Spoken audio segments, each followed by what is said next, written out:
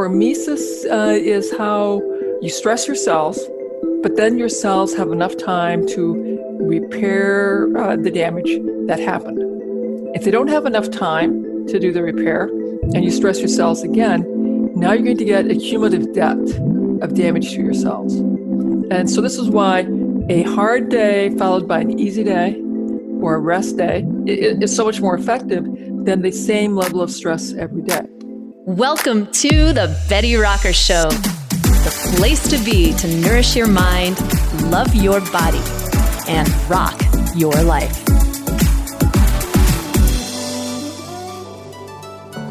Welcome back, rock stars. So great to have you here for today's conversation with Dr. Terry Wahls.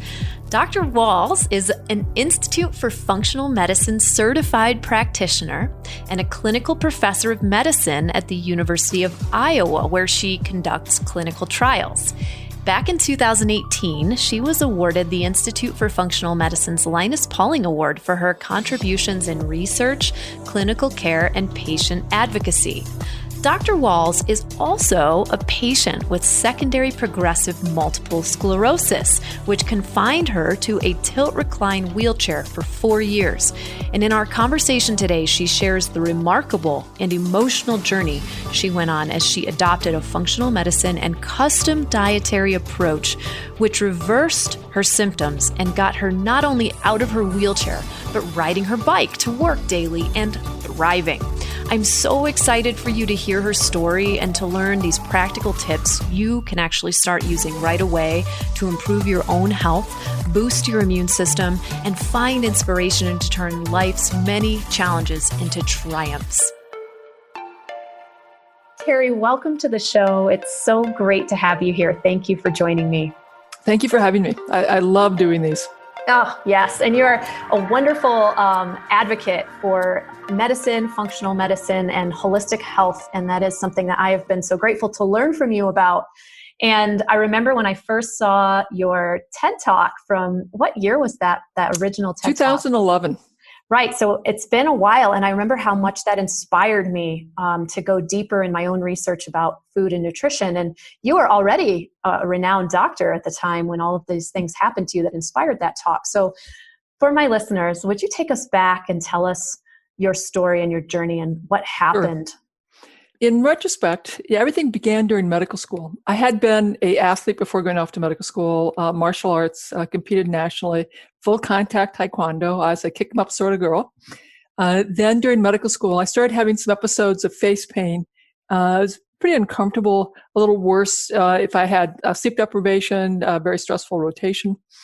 Then over several more years, I had an episode of dim vision in my left eye. That I got a big evaluation, no clear explanation. Unfortunately, they didn't connect my episodes of face pain and the dim vision. I had tried a variety of drugs to deal with this episodic worsening, what would come to be trigeminal neuralgia, and couldn't tolerate any of them because of drug rashes. And then in 2000, developed weakness in my left leg and was diagnosed with multiple sclerosis. I'm a professor of medicine. I wanted to treat my disease very aggressively. So I sought out the best people I could find in the country. I took the newest drugs, and I still went relentlessly downhill. Fortunately, 2 years into this, my neurology physicians told me about the work of Loren Cordain. I read his books, his papers, and decided his advocacy for the paleo diet had some scientific merit. And this was a big deal because I'd been a vegetarian for 20 years. So with some prayer and meditation, I went back to eating meat. I gave up all grain, all legumes, all dairy, but I continued to decline. The next year, I took chemotherapy, which is called mitochondria. I continued to decline. Then the next year, I took Tysabri, the new biologic drug. I continued to decline. And then I switched to other drugs and would eventually was left on Celcept. Another, very potent immune suppressing drug. Were you still able to walk at this point? I'm in a tilt-recline wheelchair. I can walk very short distances, like 10 feet, 20 feet with 2 walking sticks. It's increasingly difficult to sit up because my torso muscles are so weak. And it's very clear to me that the best conventional medicines from the best people in the country taking the newest drugs, and even some research drugs, are not stopping my decline. And I'm like, okay, I know how bad this is going to get. really terrible. I'm going to go back to reading the basic science. And I would begin experimenting on myself based on what I was reading. At first I was looking for the newest drugs, and I realized I can't get them yet. So I should eventually started reading about supplements. And the animal models that were using nutraceuticals. And I said that mitochondria were the big driver for neurodegeneration, Parkinson's, Alzheimer's, ALS, because my disease, I'd only had 2 relapses in the entire 7 years of my illness. And so it really looked much more like the primary progressive illness. And clearly I'd already had transitioned to the progressive phase of my illness. So I was zeroed in on my mitochondria and zeroed in on what were the supplements I could take to support my mitochondria. Now, can you explain what the job of the mitochondria in sure. our body is for those of us who are listening who may be not clear? Actually, this is really fun. About 1.5 billion years ago, life began, and we eventually would, through random mutations, develop photosynthesis in the cyanobacters, and that raised the oxygen level. And then that was very toxic to 95% of life, and there's this huge die-off. But again, fortunately, because of the random mutations that occur, we eventually developed bacteria that could handle oxygen very well. And these ancient bacteria thrived and would be engulfed by somewhat larger bacteria. We now had the Krebs Cycles in these ancient bacteria engulfed by bigger bacteria. And these earlier bacteria are mitochondria. They're the mitochondria that generate the energy using oxygen to very effectively convert the food energy over to ATP that we will use to run the chemistry of life. And so all of our cells that have a lot of work to do really rely on a lot of mitochondria. So, my brain cells, my retina, my heart are really packed with mitochondria. And when you have a progressive neurologic disorder, I decided that likely your mitochondria are not working very well. And so that's why I was working on these mitochondrial-focused supplements. And after about 6 months of this, the professor of medicine reared up her head and said, "You're wasting your money." So I stopped everything. And, I could get up the next day and go to work, but the day after, I just couldn't really function. And on the 3rd day, my wife came in and said, "Honey, I think you ought to take your supplements again." So I took them, and the next morning I could get up and go to work. And I thought, wow, now that's really interesting. So 2 weeks later, I did the same thing. I stopped everything. In about 36 hours, my energy crashed. It was very difficult to function. I waited 3 days. I started everything up. And the following morning, I could function normally. Now, normal for me was still, pretty seriously limited because I still had limited ability to walk, but I could get up out of bed and I could go to work. And so I was totally thrilled because okay, I'm figuring stuff out that my neurologist isn't telling me, that my primary care doc's not telling me. So I'm really even more excited about reading the research and self-experimentation. And you were really motivated to self-experiment because you had someone you loved, you had a partner, you had a wife, didn't you have kids? You have kids as well? Correct. So when I was diagnosed, my children were really very young. My son was 8, my daughter was 5. And so they're still really quite young. And I've really felt obligated to do all that I could. Well, for 2 reasons. One, I did not want to become a financial burden for my family. And the other is, your children may not listen to you, but they sure watch you. And so I could either model that when life gets difficult, you give up, or when life is difficult, you just keep going on. And yes, life's not fair, but so what? You get up and you do the best you can anyway. Here you are, most of your time bound in a wheelchair, reading research, staying up late, I'm guessing, working, going to work, right, and at the same time continuing to pursue the research that was really trying to figure out the time unknown. No one was really looking into what's happening to our mitochondria in this way. So people were talking about mitochondria for these Parkinson's, Alzheimer's, Lou Gehrig's. Nobody was talking about mitochondria yet for MS, but I was quite convinced that was a very big deal. Very few people were talking about any kind of nutrition or lifestyle for MS. The one thing that I think you'll be very pleased to know, Bree, is even though no one was sending me off to physical therapy, I would send myself off to physical therapy because I'm a physician. I could write my own consults. And I was determined, like, by God, I'm going to work out every day. I ran. It was only about 6 more months that I could run, then I couldn't run anymore. I walked, I lifted weights. I was thinking about putting a pool in, and I thought, oh, it's too much money. And my mother sat me down and said, you have nothing better to spend your money on than maintaining your health. You put that pool in. And so I did. And she was very, very wise. Although my workouts kept getting smaller and smaller and smaller and smaller, I was absolutely every day I worked out. And my kids who are now, quite a bit older, obviously, they'll talk about how impressed they were that I was working out every day. They understood that I was doing less and less and less, but I was very committed to doing all that I could to take care of myself. Because you knew that the energy balance that's generated from exercise in your body and the benefits that would help keep you going were great. And if I did not keep working out, if I didn't keep working with a physical therapist, that the speed of my decline would be far more rapid. Yeah. And as it was, I had a very rapid decline to go within 3 years from diagnosis into wheelchair difficulty sitting up. That is extraordinarily rapid. And once I started focusing on the supplements, I was on the paleo diet, I wasn't recovering, but the speed of my decline clearly had slowed. Mm-hmm. Then in 2007, I discovered the Institute for Functional Medicine. I took their course on neuroprotection. And by that time, I'm beginning to have some brain fog. My trigeminal neuralgia is much more severe. It's very difficult to get turned off.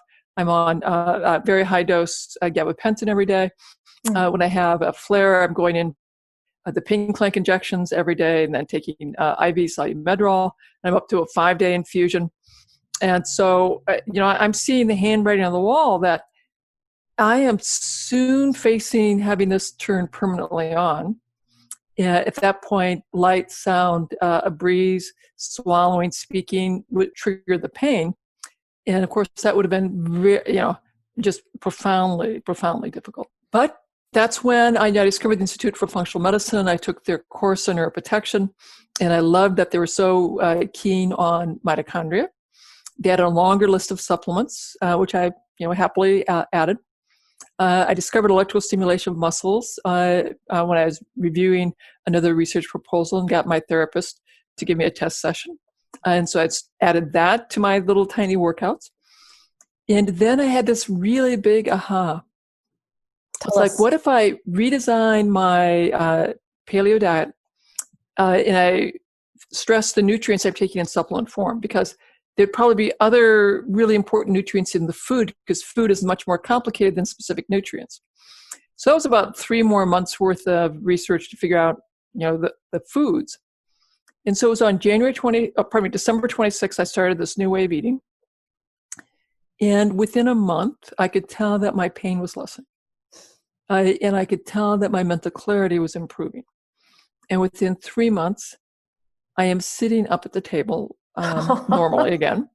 And I am beginning to walk around the hospital. And of course, my colleagues like, oh my God, Dr. Wahls, you are walking. Like, what on earth is happening? And then at 6 months, I had decided that I wanted to try biking. And so we had to have an emergency family meeting. Could I do this? And fortunately, my wife decided that what she set it up was my son would jog on the left, my daughter would jog on the right. She would follow on her bike. She waited for the coast to be clear, then said, okay, you can push off. And I was able to bike around the block. As you can tell, I still get pretty emotional thinking about that day because I had understood with progressive MS, when functions once lost are gone forever. And so even though I'd been walking around and had remarkable improvement, I had just been taking one day at a time, because that's one of the things that you do with a progressive neurologic disorder. You learn to take one day at a time, because you're not going to recover. And so I didn't know what all that meant. But today I biked around the block. I knew that the current understanding of progressive multiple sclerosis was incomplete, and that who knew how much recovery might be possible. And so, my son's crying, my daughter's crying, my wife's crying, I'm crying. And of course, I still cry talking about that day because it was such a miraculous day for our family. Mm. I can't even, I have tears in my eyes. I remember crying when I watched your TED Talk, and when you explained this, I feel it today to every single day. It's a gift of this life that we get, and the way that you're such a warrior, like this way that you faced it, the way that you persevered, the way that you wanted so much to be that role model for your family and to show those kids, I'm not going to give up and you can't either. And I'm so grateful for you for sharing this triumph, because not only have you healed yourself, but you've now impacted millions of other people as well with this story of hope and inspiration. And I remember in my own simple way, just getting like a basic Nutri-Eval and going and researching all the foods that I had deficiencies in because of your example, and just creating a new eating system for myself for several months to make sure I got some of those levels in my foods up, made sure that some of the foods that were inflaming my body were reduced. And that's all thanks to you. I've been able to be inspired by that, and so many more people too. So tell us more about this. And food is key. I love the ancestral eating plan. I think it's very beneficial. It was not enough to recover me. I think there's a role for supplements. Clearly not enough to recover me. The magic is when I redesign my diet in a very specific way to go after those nutrients that were important. Because food is much more complicated than just taking certain B vitamins and minerals and a few antioxidants. There are many, many thousands of compounds in that food. And when you focus on creating health, exercise, meditation, mindfulness, getting good sleep, addressing your self-talk, being sure that you have a loving connection with other humans, or pets, that would work too. Those are how we create health.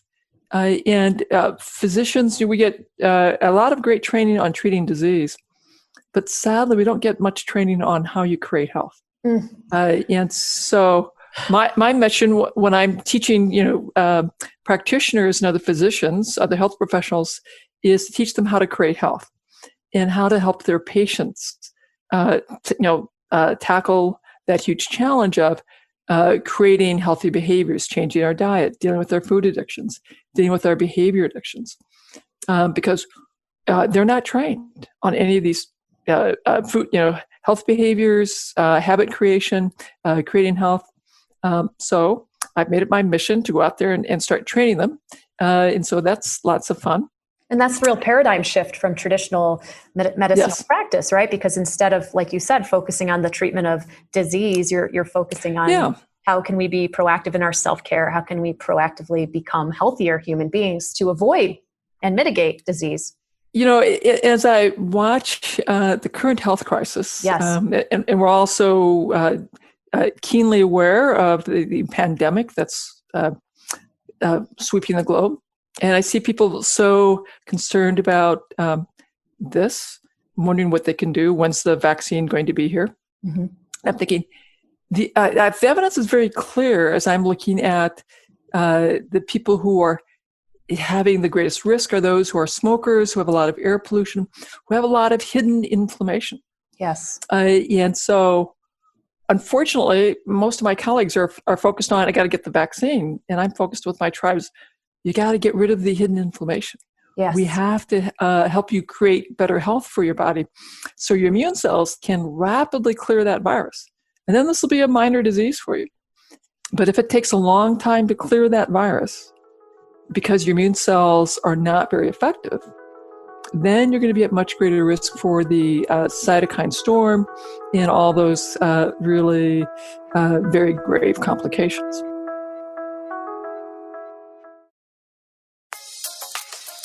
Could you talk to us a little bit more about reducing inflammation in our body, things that cause inflammation, how we can reduce it, and how we can increase our immune response, immune health. Easy things. High levels of stress will increase your cortisol, and that ramps up your inflammation. And of course, for many of us, this is a very new environment that we're in. And a biologic response is to be anxious when you're in a new environment. Yeah. So most of us all over the globe are going to have higher levels of cortisol and stress. So one of the things that we've done in our family is we have a gratitude practice with every meal. So we reflect on something that I can be grateful for that happened to me today. And so we go around the table with that. And then in the evening, I may do an Epsom salts bath or a simple meditation so that when you're under stress, you lose a lot of magnesium, and that will increase your what can be more inflammatory. So having more magnesium can be helpful. Epsom salts helps very calming, so that is good. Diets that are high in sugar and processed foods and fast food, in many, many studies, increase your inflammatory cytokines. And so this would be part of that hidden inflammation. So if you're having more processed food out of a fast food restaurant, in a variety of studies and a variety of restaurants have all shown that for the following 4 hours, you'll have more inflammatory molecules, inflammatory cytokines. And so if you're not having processed foods, but you're having processed boxed foods that you got in the box and you made it at home, you still have a lot of processed ingredients, food additives, and likely still having more inflammation. Would you just for a second talk a little bit about the foods and nutrients that you most recommend to us? Yeah. So I want people to ditch the sugar, ditch the high glycemic index foods, so flour-based, cereal-based, pasta-based foods. I'd much rather you eat these radical things known as vegetables. Our grandmothers knew that we should be having lots of cooked greens and greens. Cabbage family, onion family, mushroom family vegetables are really good for detox and cellular antioxidants. Deep colors like beets, carrots, berries, very great for antioxidants. All of those things, again, in multiple studies with over 1 million patients have been associated with lower rates of heart disease, stroke, diabetes, cancer, all-cause mortality. So get rid of the sugar, get rid of the processed foods, get rid of the high glycemic index foods, breads, pastas, cereals, eat vegetables. If you're vegetarian, legumes and grains, gluten-free grains preferably. I could go into a little longer discussion of why I'd recommend avoiding gluten. Tell us. This is actually a big part of what my belief system is as well, and what I teach, because it's all about reducing inflammation in the body. And the way that I recommend people prepare their grains and legumes gluten-free is to soak, sprout, or ferment to help, just make them more digestible for the body. So I'd love for you to talk a little bit about that. So gluten can cause a leaky gut, and that would mean that proteins, your cells separate a bit in the intestine, and proteins that have not been fully digested can get into your bloodstream. And then your immune cells will see that as foreign, threatening, and will begin making these inflammatory cytokines or inflammation molecules. Now, I think one thing that we skipped over there is that gluten is a protein found in wheat, correct? So that's why you're saying wheat, that the rye, and barley. And because that's why you said the protein can get through, because it's a protein. A lot of people don't know that that's what gluten is. So I just wanted to make that distinction. So continue, It's a protein. It's a protein, and it can fit into a receptor, that zonulin, that opens up these spaces between walls that let gluten incompletely digested into our bloodstream. Again, it depends on your genes, but that'll cause an immune response. It'll let protein fragments into your bloodstream. That definitely causes an immune response. And this can be the source of hidden inflammation. And it can drive worsening obesity. It can drive mental health issues, anxiety, depression. And if you have an autoimmune process, such as myself, multiple sclerosis, asthma, psoriasis, inflammatory bowel disease, rheumatoid arthritis, or any of the hundreds of other autoimmune diseases, a leaky gut is now recognized as to be one of the early steps in that autoimmune process. Mm-hmm. So, and autoimmunity and autoimmune processes are so common. I know. What I tell people is, if you have any kind of chronic health issue, or if you're overweight, or if you have a chronic symptom that's troublesome, get rid of the gluten. And because for many people, if you're sensitive to gluten, the body, there's a lot of similarity between the gluten protein and the casein, which is the dairy protein, that I cross-react with both of them. Mm-hmm. So I suggest that people take the gluten out and take the dairy out. Those are the two most troublesome. The third most troublesome is the egg protein, mm-hmm. although eggs have a lot of great nutrition, particularly in the yolk. Yep. If you have a health problem, the white might be inflammatory for you. So the most important, get rid of sugar. Next two things I'd have you do, get rid of gluten and dairy protein. And then consider taking out the egg protein as well. And having more vegetables. Having more greens, more cabbage, onion, mushroom family vegetables, more color. We need to get a complete source of protein. And again, because I teach these concepts to people living on food stamps who have very limited resources, I do teach how to do this as a vegetarian, gluten-free grains and legumes in a pressure cooker, or less expensive cuts of meat in a pressure cooker can tenderize that stuff, make it work much easier. And I take a lot of exception when people would tell me, like, you can't implement the Wahls protocol or functional medicine because it's so expensive. You'd have to, be really quite wealthy. And I'm like, well, the people I took care of at the VA lived on food stamps. We had cooking classes. We taught them how to cook. We gave them classes and shopping, menu planning, and exercise and stress reduction. And they transformed their lives in very meaningful ways. And they were doing this living on food stamps with very humble budgets. You do have to cook. This is the thing. This is the key. You do have to learn how to cook. I just had a great conversation with my friend Sarah about the coma of convenience that so many of us have gotten into, and that this pandemic in some ways has woken a lot of us up to the fact that we're so reliant on all these services and all these convenience things, and that many of us are coming back to this sort of more natural way of living and cooking more and being with our families more and connection, and that how healthy that can be even in the midst of these stressful times. And you're saying, let's cook more. And this is how people, if we want to be on a budget and save money, we have to cook. We're also gardening more. We have many more people that are buying seeds and putting their greens and pots on their deck, on their patio, or in the yard. So I think that is really wonderful to see as well. Yeah. And that families are cooking together. Yeah. Parents are not rushing around so much for all their after-school activities, that they're actually showing their kids in cooking meals together. These are very positive things.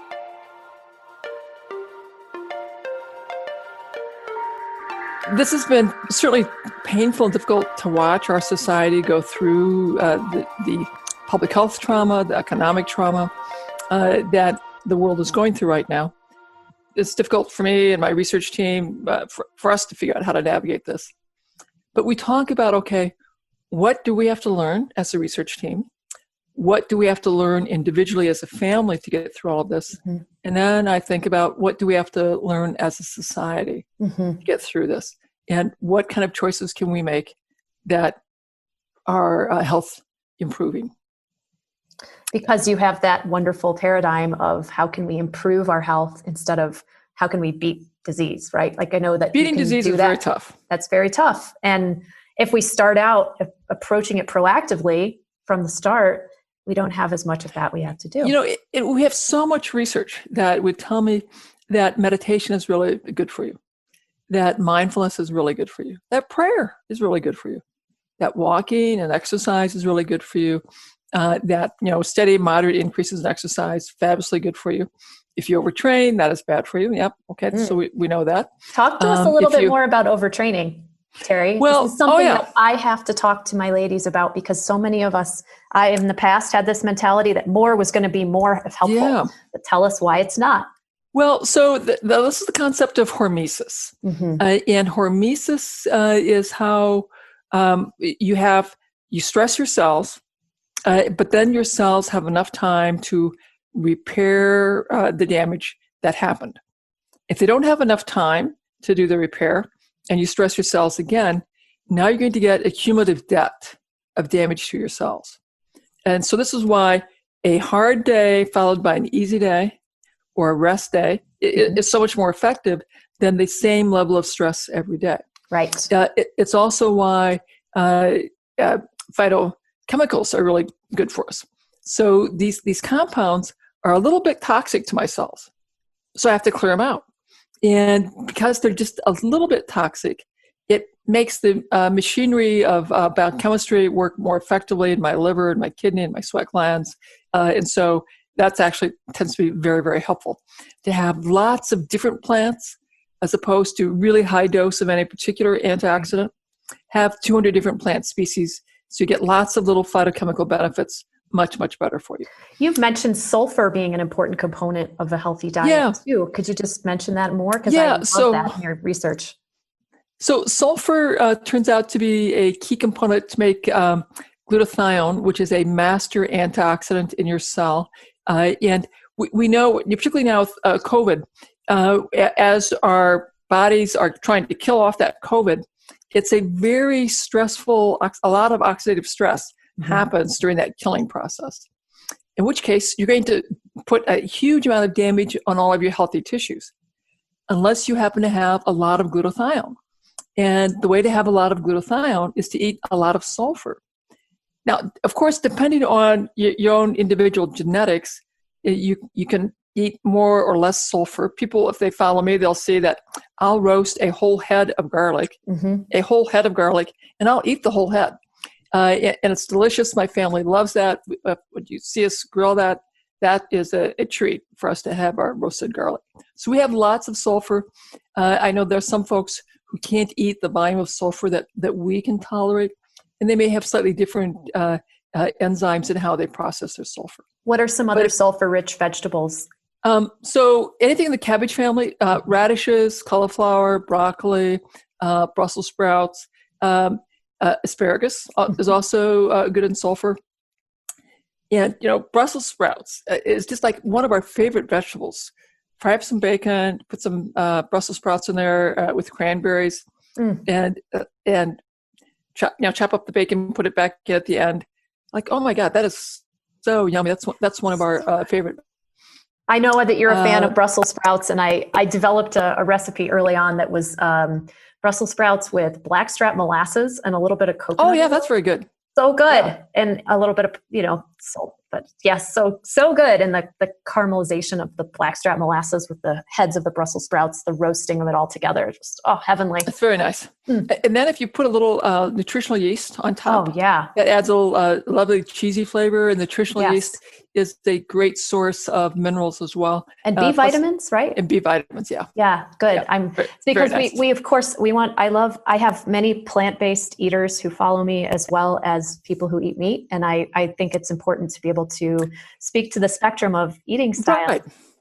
The other thing I point out to people is that we are omnivores. Right.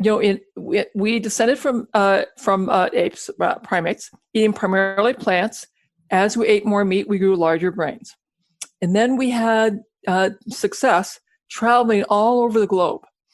So humans can thrive in deserts, in the jungle, tropical rainforest, in temperate rainforest, in woodlands and grasslands, in the tundra.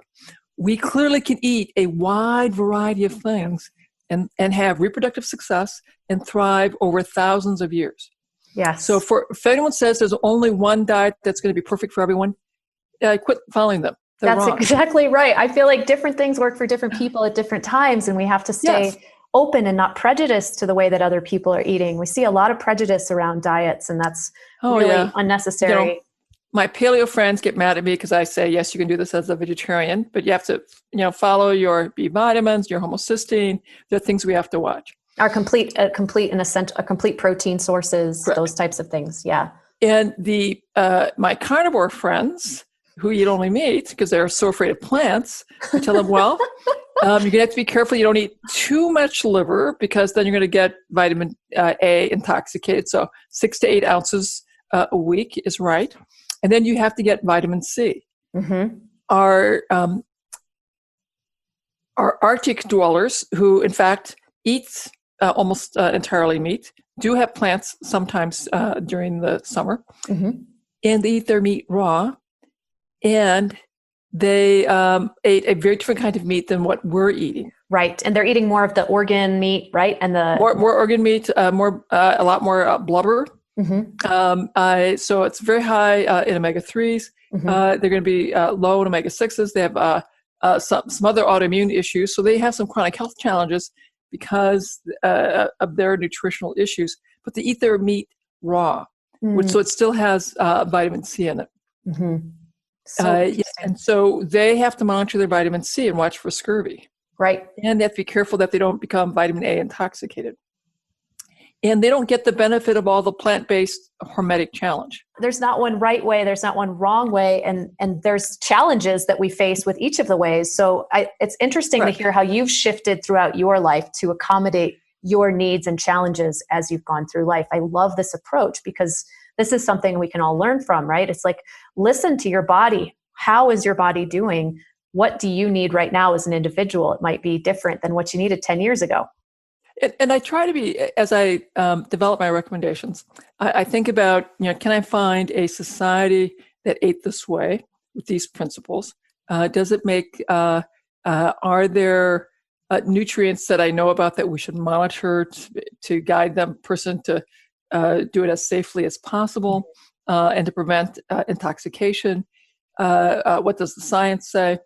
And I want to accommodate as many different eating patterns as I can and teach them how to do it as optimally as possible. You're so inclusive, Terry. It's really something. It really, and you have the Wahls protocol, right? Yes. You have some amazing, you give people this and you teach people this.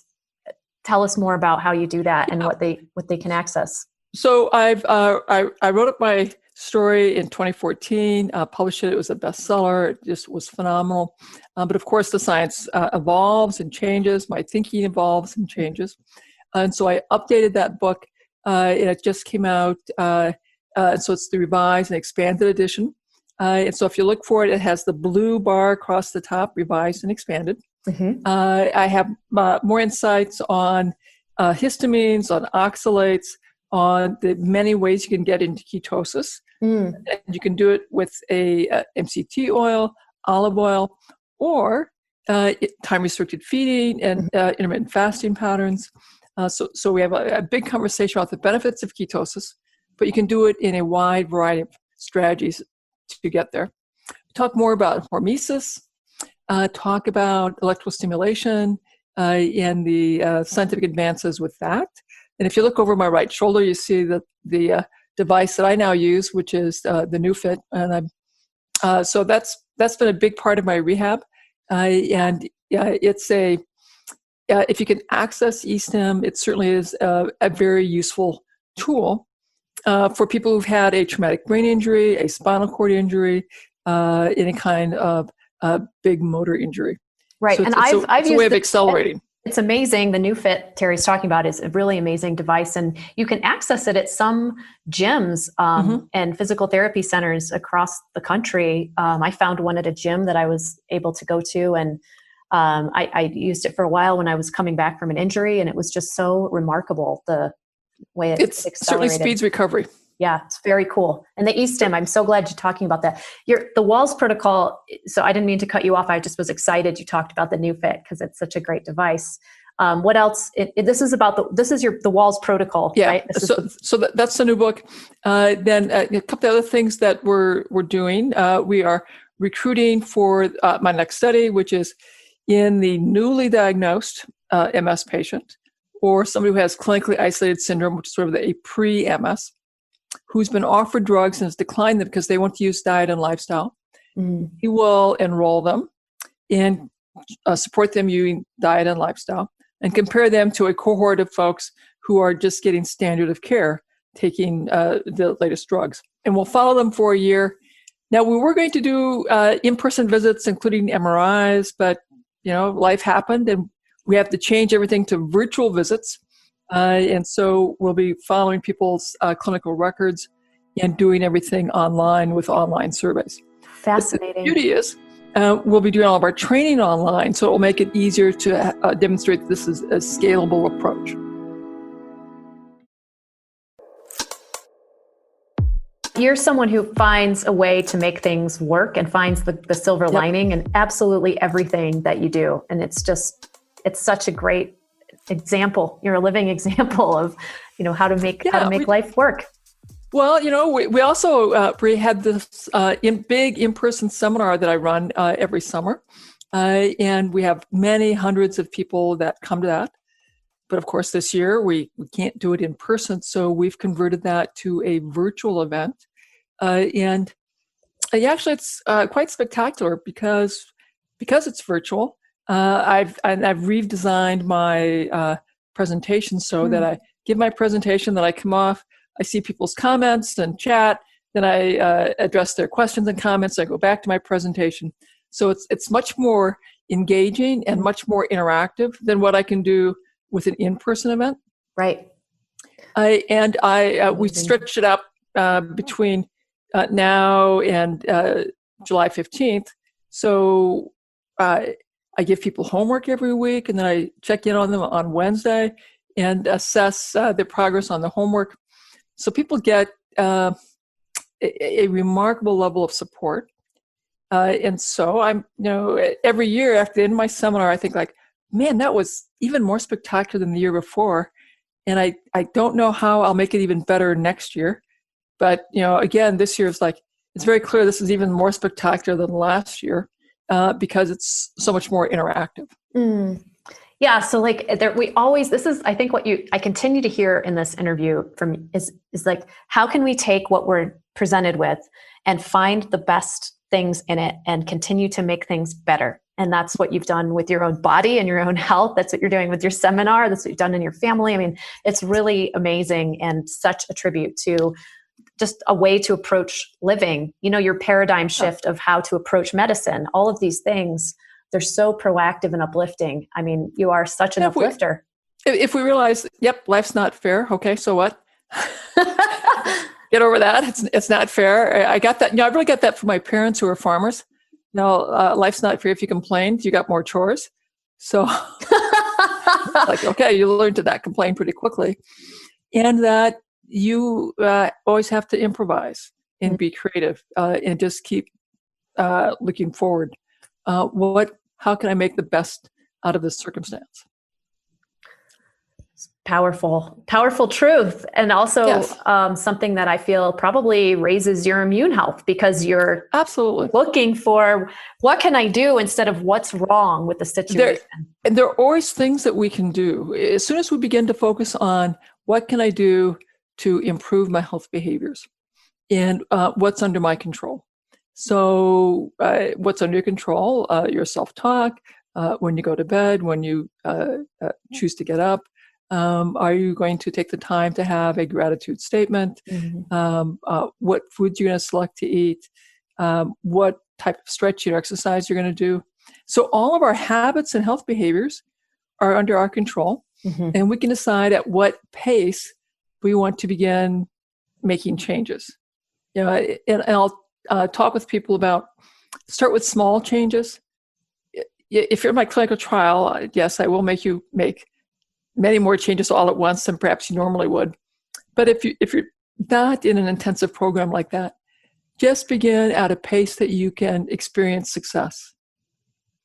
And then as you get comfortable with that new habit that you've further developed, and then go ahead and add the next one. Yes. I'm really keen on having people improve their diet steadily. And you can decide to go gluten-free, dairy-free. That would be great.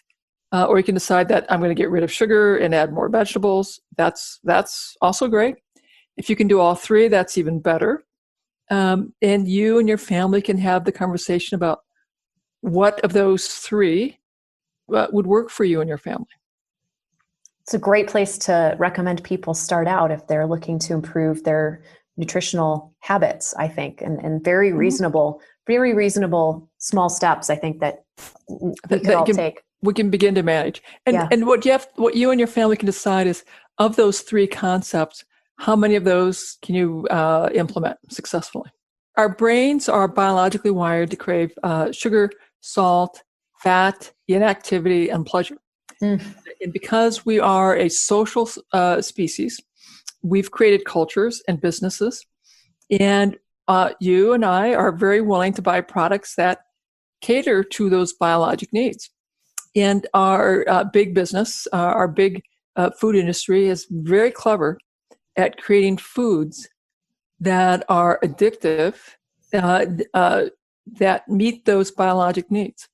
And so it's not surprising that every traditional diet has been warped by these processed foods that are high in sugar, high in salt, high in processed compounds that further drive the addiction. And that is why these processed foods, whether it's processed American food, processed Chinese food, processed any food that's been manufactured by big business, they have an economic incentive to create foods that are addictive and unfortunately likely also health destroying. You know, I'm so glad you said that, because you could say, like, if you choose to become gluten-free, there are plenty of processed gluten-free foods out there. And following the gluten-free diet, it's not just because you're not necessarily going to be healthy following any of these diets if you're not really paying attention to the source of the nutrients that you're taking in.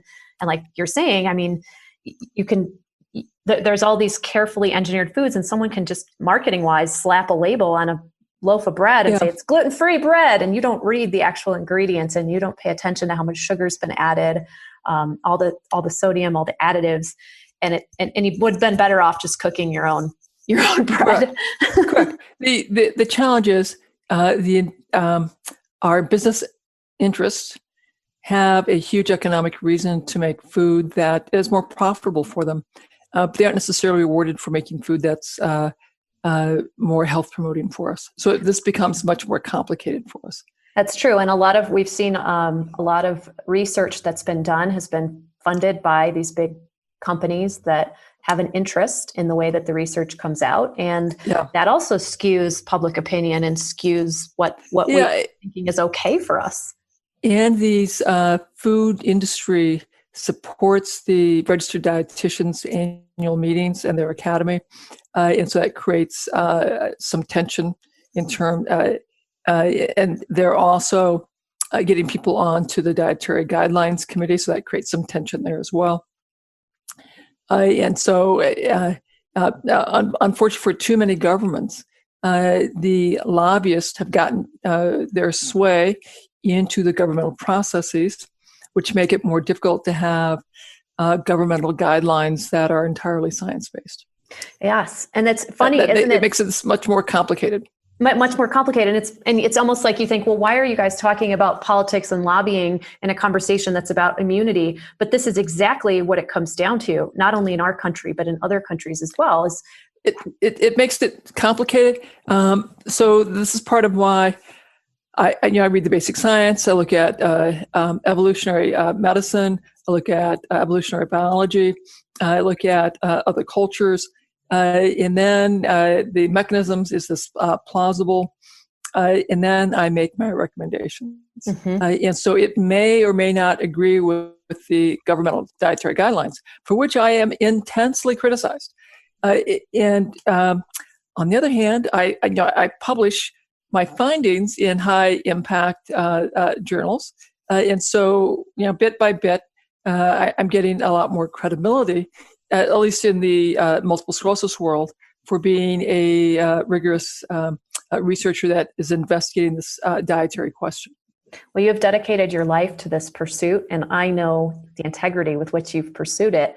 firsthand, and as a longtime follower, and also someone who's really greatly benefited from your work. So I am so grateful that you took the time to come to share your story, your wisdom, your knowledge, and your heart with us today on this interview. Thank you so much. And I just want to give you the final word here. Is there anything else that you'd like to add? And obviously, we're going to be linking to your site and your work, and anything else at all that you would like to impart to our listeners.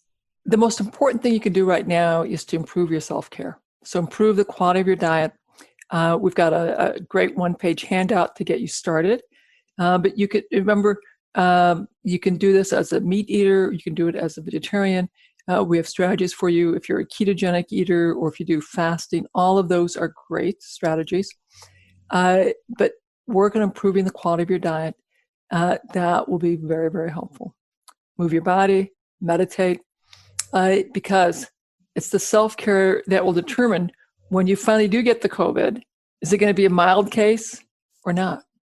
We're going to wash our hands a lot, so we slow down the transmission. But when we get it, I want to be as healthy as possible. And I so wish that when I hear all these public service announcements telling us to wash our hands, if they would also say, and eat some vegetables. That's right. Okay. Well, you heard it from Terry. Wash your hands and eat your vegetables, and all of your other amazing guidance and tips that were so generous and helpful for us. And people can find out more about you and access your sheet over at terrywahls.com, right? Is it Wahls? Yeah, terrywahls.com. If you do terrywahls.com/diet, you get a one-page summary of our diet. And if you're a practitioner and you want to learn how to do what I do terrywahls.com/certification. Would love to hear from you. Yes. Awesome. And please follow up with Terry. Follow her on social media. I love her Instagram. She posts what she eats. She shares amazing tips. She's so fun and engaging. And I absolutely love everything that she puts out. So appreciative of her wisdom and all of her wonderful work in the world. So be sure to connect with her. And Terry, thank you again so much for being here. Thank you. Thank you so much for listening today, and thank you for sharing this episode with a friend or family member who might benefit from the information or be inspired by it. And of course, I'm so appreciative of the incredible reviews that you have been leaving for me on the podcast players that you subscribe to this podcast on. Thank you so much. And if you haven't had a chance to leave a review yet, well, I invite you to today. If you listened to this episode and loved it, it really does help other people find the podcast, and it really means the world to me because I read every single one personally. I really look forward to your comments on the show notes page, and I hope you use any of the resources and links that are of interest to you to further this conversation in your own home. Coming up next week, I'm diving into a topic that for me has been a subject of ongoing interest and study, and from the questions I've been getting from you, I'm guessing this is one you'll want to listen to. I'm going to actually break down and dive into the key hormones that govern our female health, metabolism, affect the human life cycle, and affect our ability to get stronger, lose or gain body fat and muscle, and give you key insights into common, inexplicable culprits in unexplained weight gain, fatigue, and other symptoms that so often just go unexplained. This will give us a super awesome foundation to continue the conversation with women hormone specialists who will be upcoming guests on the show. So I really look forward to connecting with you then. And until next time, Rockstar, I am Betty Rocker, and you are so awesome and amazing. I'll talk to you again real soon. This podcast is for information purposes only. Statements and views expressed on this podcast are not medical advice. This podcast, including Brie Argetsinger, Betty Rocker Inc., and the producers disclaim responsibility for any possible adverse effects from the use of information contained herein. Opinions of guests are their own, and this podcast does not endorse or accept responsibility for statements made by guests. This podcast does not make any representations or warranties about guest qualifications or credibility. Individuals on this podcast may have a direct or indirect financial interest in products or services referred to herein. Before starting a new exercise, fitness, or health protocol, or if you think you have a medical problem, always consult a licensed physician.